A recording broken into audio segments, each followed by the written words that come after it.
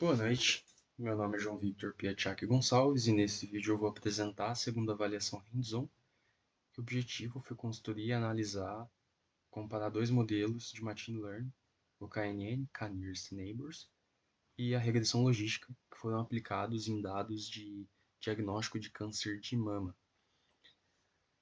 O dataset utilizado ele foi o do Breast Cancer Wisconsin Dataset, que é amplamente utilizado em estudos de Machine Learning e para tratar de dados da área biomédica para estudos de classificação em diagnóstico de câncer de mama.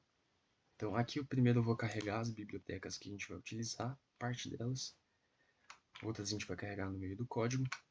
Aqui a gente vai carregar os dados em si, através dos bancos de dados da biblioteca do scikit-learn. A gente vai importar o Breast Cancer. E aqui a gente tem uma visão geral dos dados. A gente tem 31 colunas. Aqui a gente está apresentando só 5 linhas, né? E essas 31 colunas, uma é a coluna de diagnóstico, que é a nossa variável de interesse. As outras 30 colunas se referem-se a 10 covariáveis, em que cada covariável apresenta ali 3 medidas, que é a média, desvio padrão e alguma outra medida que eu não vou me lembrar agora. Para este trabalho, eu resolvi da gente usar somente as 10 colunas dessas covariáveis referente à média dessas características, que eu vou fazer esse filtro um pouco mais para baixo. Então, primeiro foi feita uma análise exploratória para entender a estrutura dos dados, o número de observações, tipos de variáveis e o tipo da variável alvo.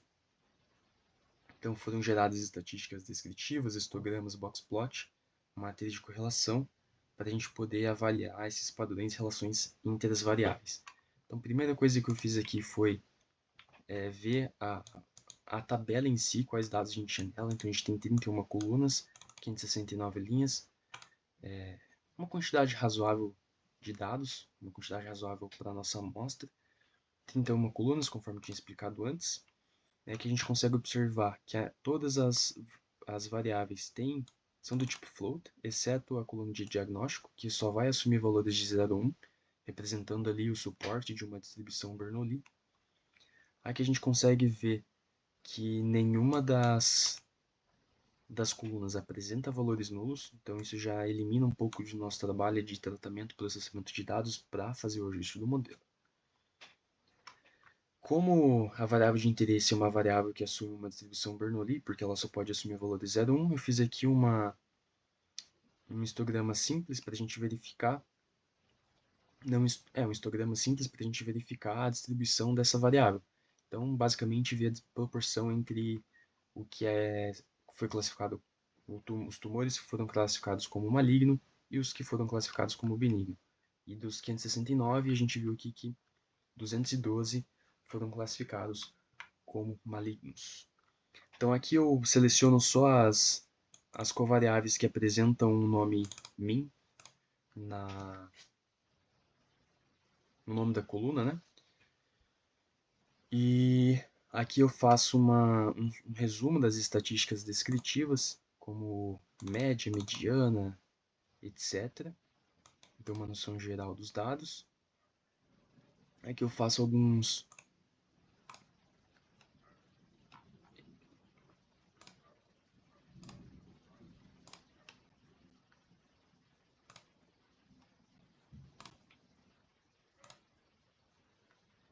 histogramas para ver a distribuição das covariáveis. Aqui eu faço também histogramas, só que separados por classes. É interessante a gente observar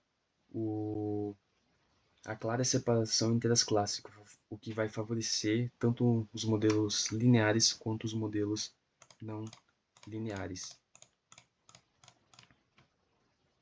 E aqui uma matriz de correlação, que a gente consegue ver a correlação entre as covariáveis. Então, por exemplo, raio e área e perímetro são variáveis altamente correlacionadas, quase perfeitamente correlacionadas.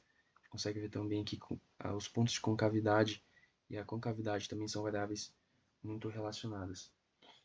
Então a gente fez aqui a normalização das variáveis explicativas, para a gente usar tanto nos dois modelos, KNN como regressão logística. A gente não fez tratamento de outlier, porque a gente considerou que a presença de outliers são naturais, inerentes aos dados médicos, e a gente optou por não remover para evitar a perda de informação clínica relevante. A gente separou aqui os dados em teste e treinamento, então 30% para dados de teste e 70% para dados de treinamento. E, de fato, depois a gente começou a ajustar aqui os modelos. Então, primeiro foi ajustado um KNN simples para observar o desempenho inicial. A gente obteve, eu peguei aqui um K igual a 2, a gente obteve uma acurácia de 90%. Depois eu testei múltiplos valores de K e observei que conforme o K aumenta, a acurácia tende a diminuir, tendência comum por reduzir a complexidade do modelo. Depois a gente fez uma validação cruzada para escolher o melhor K com base no recal, a métrica mais importante em cenários médicos, para a gente diminuir os falsos negativos. Então aqui a gente obteve o nosso melhor K, que foi K igual a 13, que deu para a gente o menor recal e consequentemente vai dar para a gente a menor quantidade de falsos negativos. E é esse o K que a gente vai usar para ajustar o KNN que a gente vai calcular as métricas de desempenho. Então aqui a gente fez o ajuste do KNN usando o K igual ao melhor K. E calculando aqui as métricas de desempenho, a gente obteve, de modo geral, o modelo de KNN apresentou um excelente recal, com 0,94% e poucos falsos negativos. No caso, somente 6 falsos negativos, que é o tipo de erro mais crítico em diagnósticos. Posteriormente, a gente fez a implementação da regressão logística, que foi ajustada com o Stats Model, permitindo análise detalhada dos coeficientes, logs, odds e estatísticas associadas. Então a gente tem o resumo do ajuste. E a regressão a logística ela apresentou um desempenho muito bom, estável, mas teve mais falsos negativos do que o KNN, que pesa negativamente nas aplicações médicas. Aqui a gente fez uma análise de significância estatística dos coeficientes e a gente observou aqui que as covariáveis textura, quando ela aumenta, ela reduz a probabilidade do câncer ser classificado como maligno. Isso também acontece para a variável smoothness e para a variável de simetria. Então, em termos mais leigos, quanto mais simétrico um tumor, menos probabilidade ele tem de ser maligno. E